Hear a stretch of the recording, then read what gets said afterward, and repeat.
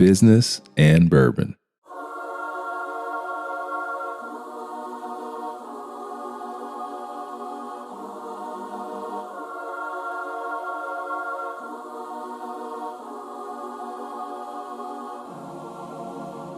We're global, Edie. We are global. I want to shake your hands. I want to kiss your babies. Let's get straight into this. Especially the millennials are very excited about brands that do good and have purpose. And that's the kind of energy that fuels me. I'm not ruling tequila out. Yeah, this isn't going to work. Where my slogan is, I'm a businessman, it's because my business journey started when I was in single digits. Cassette tapes, these were these little square things that you put into a machine and you push play. Every client that I work with, I'm putting a piece of my soul in, experience other cultures, try different foods. I think it opens our eyes and gives us a better appreciation for what we have. Welcome back to Business and Bourbon, where we have real talk with real people. My name is Ronell Richards. I am the creator and your host. So, in this past year, we have had some record-breaking numbers of new businesses. And I think we can expect a large amount of new businesses here in the near future, especially in the retail space as retail starts to rebound. So, as you're considering starting a business, you're considering, whether that be retail or any sort of commercial enterprise, you have to think about, where am I going to house that business? And, someone that's done this a few times, that can be a tremendous expense, right? Where are you going to house your business? Where are you going to keep your product? Where are you going to, if you're a retail establishment, where are you going to set up? And it could be critical to your success. So, I wanted to invite a friend of mine on that is a specialist in the commercial space to not only kind of give us a temperature check of what's happened in this past year, but tell us where we should be looking as we look ahead, where the opportunities are, and give you some very specific direction in terms of how you should structure if you're thinking about starting your own business, and where you need to be looking in terms of putting yourself in a position to be successful as it relates to commercial space. So with that said, it's time to go, guys. I need you to grab your glass, grab your cup, grab your mug, whatever it is that you like to drink out of. Grab your very favorite beverage. Grab your very favorite beverage. And for me, right at this moment, it is some All Nations bourbon. I'm loving these guys based here in Atlanta. Shout out to my friends at All Nations. It's time to sit down next to me here at the bar and enjoy a little bit of business and bourbon. Welcome back to Business and Bourbon, where we have real talk with real people. I am your host, the creator of Business and Bourbon, Ronell Richards. We're back at the King and Duke here in Buckhead, Atlanta again. I know you guys can feel the excitement in my voice. This is our second episode back here in we'll say the third quarter of the pandemic. Hopefully, fingers crossed, we're almost through this thing, guys. We're getting some terrific numbers here in Atlanta and Georgia where we're at, and I'm hearing some great things around the country, and just hoping that momentum continues and we can get out there doing business the way that we were doing it prior to this pandemic. In any case, I'm having a drink. I'm sitting down with a friend. You know how we do. We're going to talk some business. I'm super excited about our guest today because we're going to talk on some things that I have been really wanting to talk about for quite some time, and really relating to pandemic, post-pandemic, and how that affects the commercial real estate world. I'm super intrigued by this. So before we move any further, I want to go ahead and introduce my guest, my good friend, Edie. What's going on, Edie? How are you doing, Ronell? I'm good. I'm sitting down with you. Your hair looks great. You've got a beautiful cocktail in front of you. I've got a beautiful one. It couldn't be any better. Couldn't be any better. Right? Agreed. How long have you been in Atlanta? 23 years this year. Wow. Yes. You beat me. Have I? Yeah, by a couple of years. Okay. About a couple of years. Well, hey, before we get this thing started, tell the people a little bit about yourself, who you are, what Absolutely. you do. Of course. So I am Edie Weintraub. I'm the founder and CEO of Terra Alma. We're a globally inspired retail commercial real estate advisory. We focus on restaurants, fun, and entertainment brands, and we help them grow throughout the Southeast. Most importantly and exciting, recently I had a food hall open in West Midtown, so we can talk a little bit more about that. West Midtown where? West Midtown, across the street from Topgolf. What city? We're global, Edie. We are global. Here in Atlanta. Check the stats. Yes, here in Atlanta. Here in Atlanta, fantastic. And, I wanted to bring you on because here in our city, you understand this city better than anyone I know from the commercial real estate standpoint. And Atlanta is really a center of growth, not just in the South, but in the country. And so as things kind of go here, it's a great indicator of what's going on in some of the other major markets as well. Right? Absolutely. So, okay, before we get this thing started and get into some fun, it's time we got to cheers it up a little bit. Cheers. You have a beautiful drink, dude. What is that called? It's called Half in Love. Not fully in love, but half in love. And it's sprinkled with some dry strawberries, has some Prosecco and vodka in it. It's got a little fruity taste to it, but not too sweet. Ooh, well, you know what? The strawberries actually look like flowers. And guys, again, if you get the chance to come to Atlanta, come to the King and Duke here in Buckhead. Their beverage menu is amazing. Their beverage director who's been on our podcast before, is fantastic. They're always coming up with cool stuff. All right, I have, what is it? Whispering Statue. Whispering Statue. What a name. Yes. And it's got some, of course, bourbon in it and stuff. And it's delicious. Okay. This isn't great for audio, but we're drinking, guys. Mm-hmm. Oh, what a great way to start a conversation. Absolutely agree. Guys, I recommend this, okay? Have a nice cocktail. Sit down and have some conversation. Great way to start it. All right. So I understand you're a vodka person, first of all. Yes. I've had my fair share of different cocktails. Yeah. Probably not as adept at you in the bourbon category, but I will definitely try and take a flight here and there. There's an amazing restaurant in Midtown. Mm-hmm.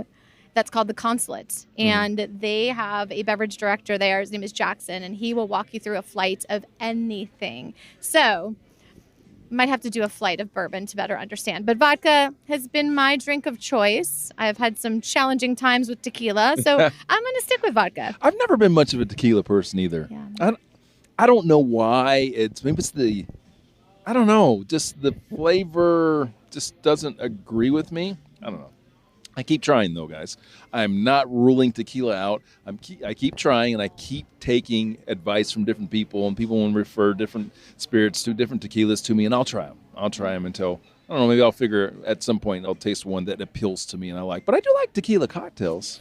You might have to take a trip to Mexico and really have it from home base. And do they not educate you on the different profiles? Isn't that what they do when you show up? The minute you show up, you get off the plane and whatever place you're going to, they want to sell you like tickets to go to all these different places to taste tequila and do the flights. And so I did that a couple of times, I think. You didn't fall in love? I didn't. No. I didn't. Maybe half in love? Oh, not but pun intended, guys. All right, so yeah, I'm a bourbon guy, but I like to try other things. But I'm enjoying this cocktail right now. Okay, again, guys, get to Atlanta, come see my friends at King and Duke. Yeah. All right, let's get straight into this because I've been so excited to talk to you because I want to talk about what's going on in the commercial real estate business, like straight from the source, straight from the. First of all, you made a pretty significant change here in your career going into this year because you worked with a really large company for a very long time. Correct. And so that's what's really cool to have you today because not only do I get to talk about what's going on in business that we all should be thinking about from a commercial real estate standpoint, but you've also got the experience of coming from a really big company and launching your own firm, which is challenging.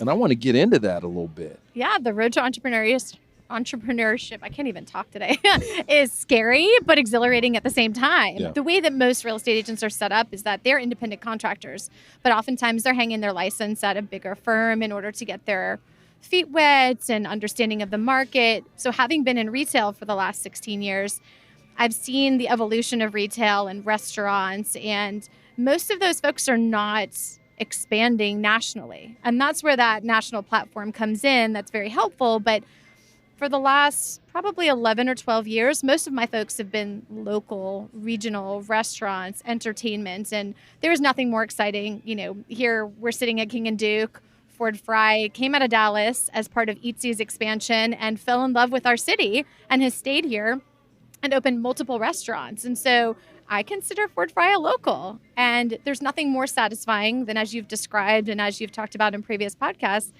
to come back and see your friends at King and Duke time and time again, to walk in and have that community feeling. You don't get that having a national growth strategy with brands. If I'm working with someone here in Atlanta and they want to go to Seattle, I'm referring them because I'm not, I don't know the Seattle market like I know the Atlanta market. Mm-hmm. I want to make sure that they're in the best hands possible. Mm-hmm.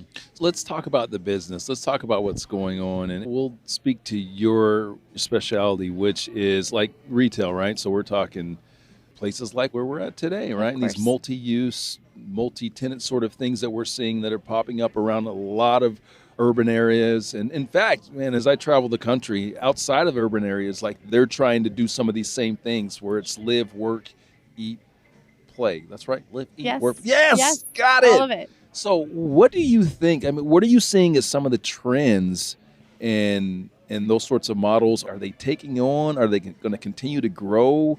What do you think? So mixed use is the hot word right now, and everyone wants to have a mixed use community. Well, that's no different than taking an apartment building and putting retail at the bottom. Forever we've had each of those categories in silos. So industrial has a place along the highway, office complexes have a place here, restaurants have a little place here, former downtowns have a little place. And so now I think with the success of concepts out in California, there's a development called Santana Row in San Jose. And that, along with the Grove, have been inspirational for folks like North American Properties to come into Atlanta and open a project called Avalon, where you've got not only Whole Foods, a movie theater, you have office, you've got residential, and you have retail and restaurants all mixed into one project. It feels good walking around there because you've got folks out in the morning that are walking their dogs, they grab their coffee, and so you're bringing together all those different uses. And it's great because it also balances the ebb and flow of those restaurants. So when people are leaving to go off-site to a different property for work, there's other folks that are coming in to that office and working and being there on site for lunch. And then when it ebb and flows for dinner, either that office community can stay and have cocktails with their teams, or they leave and then the residents come back. So it's a nice flow of the parking field, but now everybody wants mixed use. And so what you're seeing is the rise of downtowns, even Alpharetta. I get the appeal. I get the reason for the concept. The concept is not, it's new, but it's not new. Correct. Now, here's what I want to get at. We're in the, hopefully again, the tail end of a global pandemic here, which has changed the business landscape, okay? And so I want to know, what do you think? How does that affect these mixed-use communities? Should we be investing in them? Or is it something, are these places that we want to live? Or these places that we want to open up our offices in? Like the pandemic and the way that we're going to do business post-pandemic, which is not going to be the same as before. How do you think the pandemic maybe has impacted these types of commercial spaces? Yes. So during the pandemic, you've seen a growth of hobbies and people doing things at home and outside. So, Dick's and Hibbett's, all these sporting goods stores, I mean, they've sold out of a lot of equipment that, they've had inventory of for some time because people are now out doing more outdoor activities than they had been previously. Either they have time because they're working from home and they're not commuting, or they've said, I need to get out. I need to do something active-wise other than walk down the street. Let me go, kayak down the Chattahoochee. Yeah. But in with that, retail overall has been significantly challenged. And this is nothing new. This is something that we've been watching the evolution of for many years, that people are not shopping at malls. They're not shopping with the national brands like they were 10, 15, 20 years ago. They're, especially the millennials, are very excited about brands that do good and have purpose. Some of them being, Warby Parker, the Bombas socks, which donates a pair of socks for every pair that you buy. So they're purpose driven. And so that's what I think a lot of millennials are looking at in terms of having that full circle of equality of life. So same going back to the downtown environments. If you have dollars to spend, you want to spend it in your local community. You want to make sure that those mom and pop restaurants or those mom and pop retail shops are going to be there a year from now. And so many of those downtown environments that had those local mom and pop shops were able to pivot quickly. They didn't have to deal with the big corporate entity to get approval to do things differently. A lot of them scaled down their workforce and kept the folks that they, as many as they could, but used them more for to-go packaging or family meals or things like that. So I think going back to the downtown environment is a lot about quality of life. Are these like the downtown environment? Yes. Is that what you're saying? Yes. Okay. They're trying to recreate the downtown environment. So you think back to, early 1900s, and you see in a Marietta Square, for example, you've got the butcher, you've got the baker, you've got the tailor, you've got the shoemaker. Listen, folks, as you can tell, we have a tremendous time on the podcast. We have such a fun time hanging out, having some cocktails and talking business. Can you imagine what that would be like in person if you were hanging out there with us in person, sitting at the table right next to me? Well, guess what? You don't have to imagine. Yeah, we're doing it. Business and Bourbon is touring, and we want you to come out and see us. What you need to do is go to businessandbourbon.live. Go ahead and enter your information into our website, and we'll let you know when we're coming to your city. What you can expect is an awesome event where other Business and Bourbon listeners in our community, we're going to come together and we're going to network. We're going to have a great time, enjoy some good whiskeys, talk a little business and beyond. Can't wait to see you guys there. So make sure, go to businessandbourbon.live. Get your free membership. Make sure that you're in the house when I'm in your house.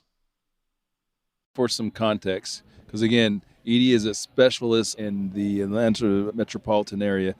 You mentioned Marietta Square. This is like your typical town square, guys. So wherever you're at in your place of the world, it is a typical town square where, to your point, you said back in the day you had all of your retailers right on the square. Right. The baker, the meat market, and the, I don't know, whatever existed back in the day. You know, they have those sorts of things. So to your point, correct me if I'm hearing wrong, but I think what I'm hearing is that, again, these mixed use are recreating like the old school town square sort of thing, which is crazy in a way, because not crazy like crazy, don't do this, crazy in that everything in business, so many things are cyclical, right? If you guys could see that, Edie literally did the circles. I said that because we're right here. They're cyclical. And, the town square gave way to malls and big box retailers, right? And now we're kind of getting back to that. But here's one of the things that I find interesting. Like you mentioned the mom and pops. Mm-hmm. But I wonder that, because, I look in my local community and I see more of the mom and pops as the ones that have been closing up during the pandemic. But these big corporations that look like mom and pop seem to be the ones that have continued to thrive and are expanding. Do you think that, because there are a lot of people that listen to this podcast that have business aspirations and, are they're business owners or they want to start a business. Do you think that in this mixed use world that we're talking about, that there's a place for the small business? There's a place for that corporate person, or that person's been working for someone else for a long time. They're like, you know what? I want to sell cupcakes, or I want to open up a skate shop, whatever it is. Do you think there's a place for them in these mixed use communities? Can they, and we're going to peel back the curtains a little bit, because the numbers. This is more than just, hey, yeah, you can open up a business here, but can they be successful in these environments? Is it cost effective? Can they afford these environments? Because I think that's probably one of the reasons why the big companies are able to survive, is because they can afford the rent. Is there a place for us in these mixed use? Great question. So I think of mixed use as, a project like Santana Row in San Jose, California, like the Domain, Avalon. But that mixed use is absolutely applicable to a traditional downtown. You go to the UK and Wales, and it starts with a pub and a restaurant, and then the houses are sprinkled around it. And so if you have that common space to go to, you can create that mixed use environment, whether it's new or it's old. So, for example, Marietta Square, each of those individual buildings has a separate ownership. And so because people have moved out of those squares and now folks are kind of moving back in, those price points are approachable for mom and pops. If you're talking about a brand new construction project, they're going to pick their local operators and probably more likely someone that's already been in business rather than a startup. Because at the end of the day, in order to get the money to fund that new construction, they've got to go to the bank. Construction costs right now are so cost prohibitively high that more and more developers are now looking at adaptive reuse, which is very helpful because you start with the skin of the building and then you can rework it from inside. That's not to say it still doesn't cost about the same to build out that infrastructure, but I think people are in love with seeing an older building have a new life in it. So, for example, Ponce City Market is here in Atlanta. It was one of 11 Sears catalog centers across the country. In fact, in Seattle, Amazon or Starbucks occupies that particular structure. And so to see that building renovated over the course of 3 years by Jamestown and have it come to a new life is just fascinating, and it feels good. So back to my original question, and I think that you've answered it, but I want to clarify. If I'm a small business, I'm someone that's, I don't have investors. I'm a guy. I want to start a business. It's sounding like in these sorts of mixed use communities that I should probably be looking for space in maybe an older area, right? Like these older traditional downtown Correct. Sort of areas, as opposed to the flashy new mixed use community, live, work, play, apartments and all that sort of thing built in. Is that right? Yeah, I mean, I think it depends on if you're a brand new startup. That's different than if you already had 2 to 3 open and operating locations where you've got an existing customer base and maybe even a social media following. So as you come in, you're immediately able to add to their marketing ability. So for a startup, brand new, barely even have your business plan together, probably more so downtown, work with a local owner and start there. And then if it's a new construction mixed use, you're better off as a local mom and pop having a couple of locations that people can come and see in order to proof of concept. So they can touch, feel, and see the types of customers that are coming in your store and if it's a good fit for their project. That's powerful. Here's one of the things that I took from that, and it reminds me of my own entrepreneurial experience. I can go back to when I was a kid. I grew up in entrepreneurship. So where my slogan is, I'm a businessman, it's because my business journey started when I was in single digits. I can remember when my parents owned a beauty supply and salon when I was 8 years old, 8 to, 11 or 12. And the owner of the building was some guy named Scott. I think his name was Scott. You remember? That's awesome. Yeah. And fast forward to many years later when I am negotiating space for one of my companies and I'm working with a corporate entity that's owned by some German conglomerate. The experience is very much different. And when you're starting in your business journey and you're starting up, you want Scott. Scott's going to work with you. Scott's going to have more flexibility. And in fact, when I opened my first office here in Atlanta, oh my gosh, I forget his name. Great guy, Italian-American, first generation. And he owned the building and we negotiated and he was very easy to work with. And that kind of helped me to get started in this city. So to your point, guys, if you're looking to start a business, try to find some of these properties that are owned by individuals that are going to be flexible and willing to work with you to help you to get started, because corporations are not flexible to the small guy without any resources. Well, and we saw that last year. There was a couple of bigger landlords that immediately deferred rent for 2 months while people kind of tried to figure out what was going to happen, how is this going to affect their business.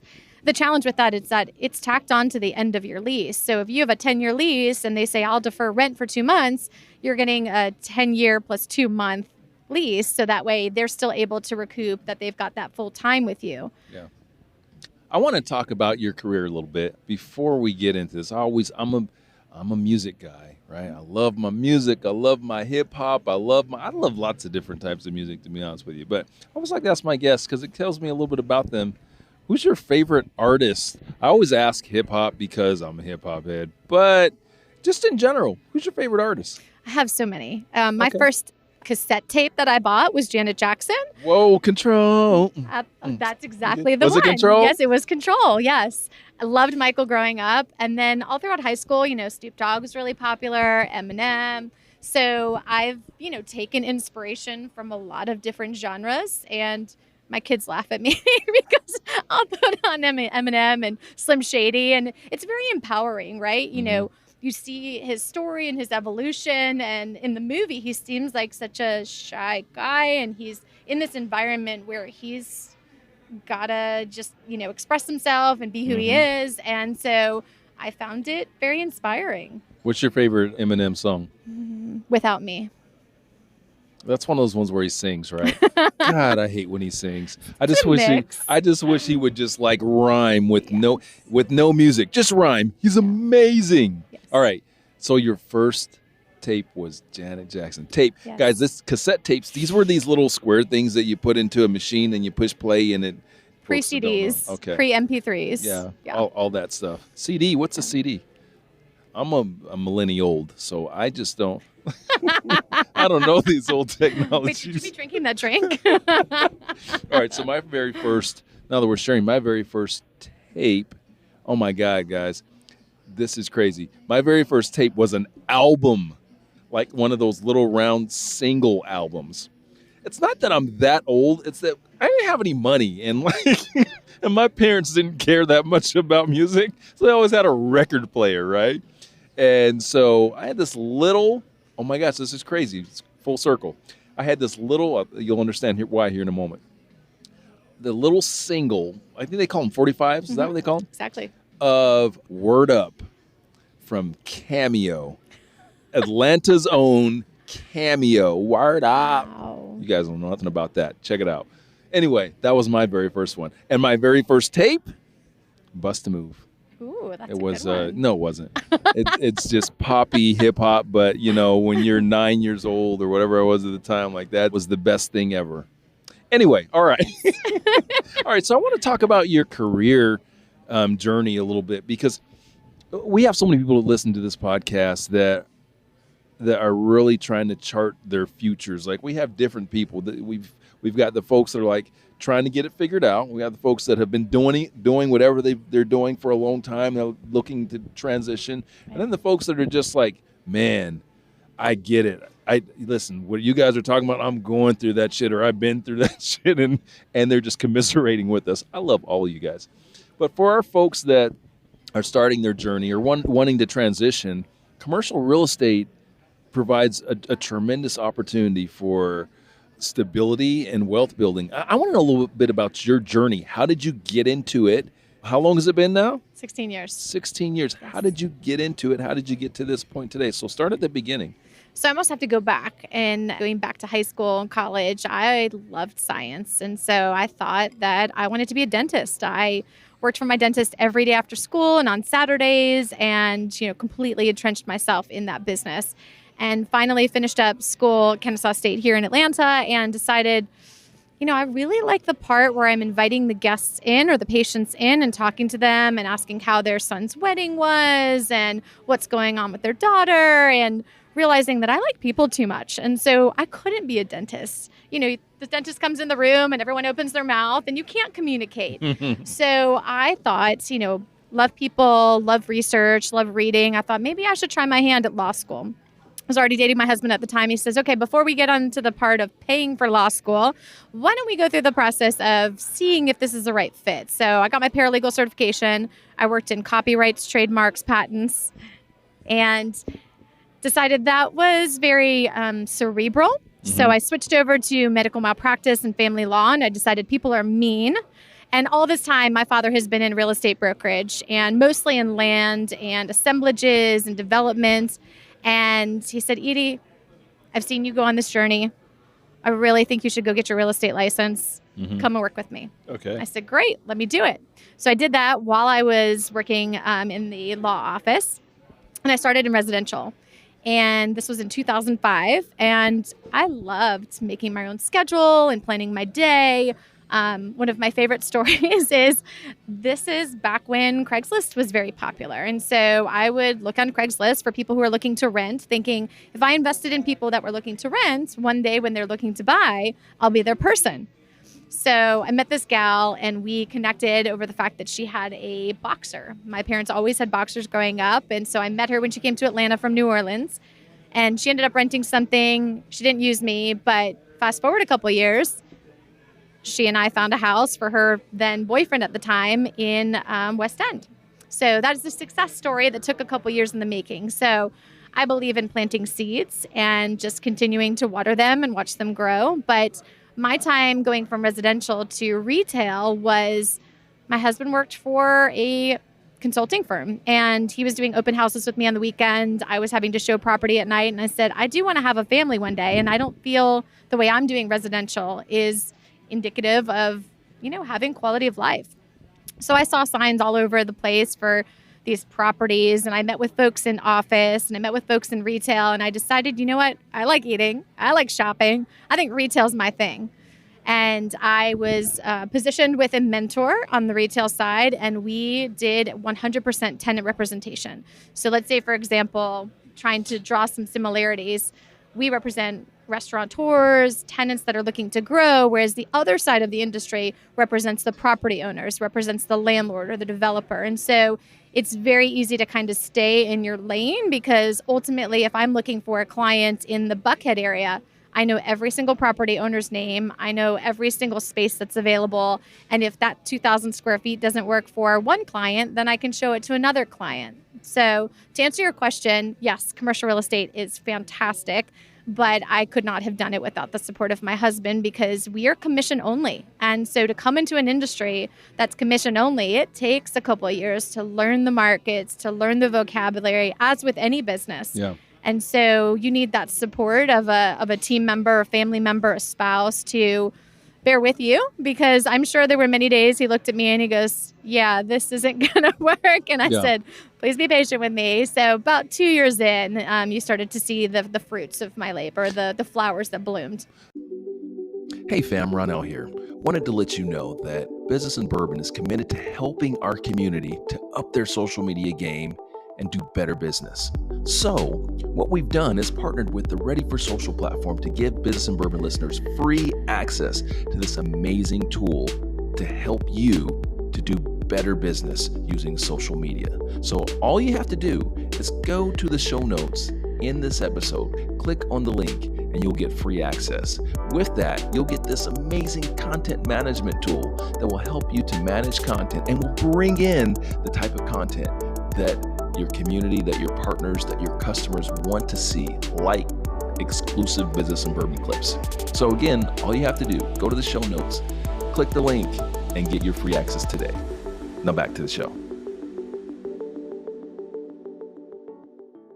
Okay, so you started your career in residential. Yes. You dropped a nugget that I want people to pick up on, because a lot of people want to get into real estate, right? So you know the potential for income, but it's a really tough racket and it has a high failure rate. So, I mean, people listen to our podcast because they want honesty, they want vulnerability, they want the truth. And so I think having you here to share some of this is going to be really valuable for some folks, and to share how you get to success. The first thing I want people to understand or to hear from what you just said is that you made that transition from residential to commercial as a lifestyle choice. I think that is powerful because real estate agents in the residential world, they work all the time. They work when other people are off, because when I'm off, that's when I have time to look at the house that you want to show me, right? Now in the commercial space, you get to work more traditional business hours, right? Absolutely. Okay, so guys, that's something to listen to if you're wanting to get into real estate, want to transition to real estate. In the commercial world, you get more close to banker's hours, right? All right, so give us some nuggets, man. What does it take to be successful in that business? I'm starting out. I know I got a big hill to climb. I know it's difficult, and we understand it's going to take time, just like anything. But how do I do it? Give me some nuggets. Give me a couple things that I should be focused on that are going to help me succeed. Absolutely. So commercial real estate, whether you're in office, industrial, retail, is 100% about relationships. So getting your name and your face out there and meeting people in the industry, meeting the restaurateurs, meeting the bartenders, because my love has been in restaurants. I worked in a restaurant, all throughout college. I love the energy. It's like a party that's created every night. And, you walk into a retail store and they're selling some goods. That's not exactly the same energy. So I've found that I love to be where people are, and people are drinking and they're eating and they're listening to live music and they're out having fun. And that's the kind of energy that fuels me. So with that, some nuggets about how to get in. You just really have to get your foot in the door with a mentor and find someone who can kind of take you under their wing and educate you, because I think it's very difficult to try to do it by yourself. There's a lot of folks that I've met over the last year or so that have wanted to be in commercial, and I think they have a difficult time focusing, right? They're doing a little bit of office, they're doing a little bit of retail, and really to get fully entrenched in it. I mean, right now you can throw a dart at a map and I could tell you those four corners, the city, the ownership, the retailers that are there. So should you focus on a very specific area? Like you just said, people are retail and office, whatever. Yes. Should they pick a lane? I do think it's very important to pick a lane. In a market like Atlanta, that is so big, with 7 million people here and probably another 500,000 coming as of just this past year, given all the changes in the country, I do think it's important to pick a lane, because the vocabulary that you use for office and industrial is very different than the vocabulary and the negotiating tactics and the people that you meet in each of those three categories. Okay. It gets even smaller in my niche, which is restaurants. So I get a lot of my new business from existing restaurateurs that I already work with, because they know off the top of my head, I could tell you how that restaurant performs, what the busy nights are over here. And you need to be aware of that, so that as you look to open another restaurant, you're not going in blind. I'll give you an example. One of my success stories is a restaurateur was coming in from Orlando, and I said, I'm going to teach you Atlanta. I'm going to highlight a couple sites, but I don't really want to push you in any direction. I want you to really feel what works for you based on my experience dining at all your other restaurants in Florida. So I introduced them to the Atlanta market. We spent 3 days.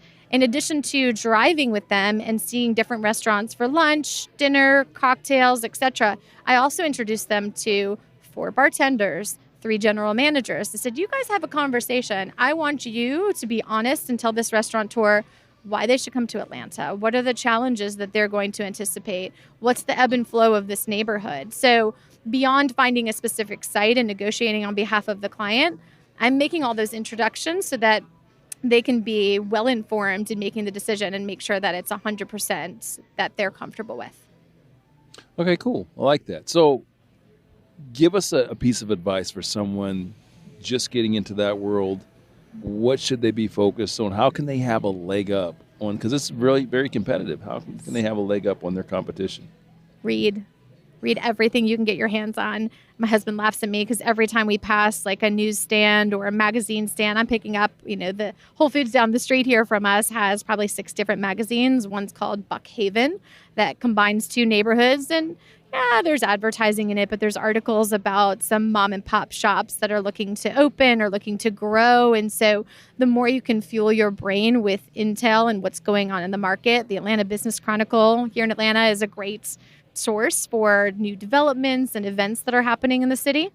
So the more that you can fuel your mind in order to express to potential clients what's going on in your city and educate them, the more they're going to see you as an expert in the market. I like that. Know your market. And to your point, those, we used to call them rags back in the day, right? Those different newspapers and online resources of what's going on in the smaller communities is super powerful. And to your point, establishes you as an expert. Right? I love it. Okay. Great answer to that, Edie. Thank you. So now you spent a lot of years with a very large firm, and then you ventured out on your own to create your own firm. Why? I felt like I had learned the tools of the trade and everything that was necessary for me to be successful. Oftentimes, clients that are with me are with me because of how I take care of them and follow up. And think follow-up is another key component of all of this and how I've been successful is that oftentimes I'll go do a pitch with a restaurateur and there's probably 3 other people that have pitched that same restaurant. And my follow-up is, suffice to say, intense. And I am persistent and tenacious. And, I'm used to seeing 20 no's before I hear a yes. And that's kind of how I got involved in the industry. I reached out to multiple folks in retail, real estate, and I said, I want to come work for you. Every month, I'd call them again. I want to come work for you. And so that's a year and a half later, that's how I got into the business. So persistence, curiosity are 2 of the key factors to finding a spot in commercial. So again, that transition, it's scary leaving a big logo and putting up your own, because as tenacious as you are and as talented as you are, now you're on your own. Isn't that scary? Scary and exciting at the same time. I felt like I have, again, all the tools ready for me. I am doing probably a little bit more administrative stuff, but knowing that those commission checks are all mine is very rewarding. Yeah. Plus, it also allows me to scale down.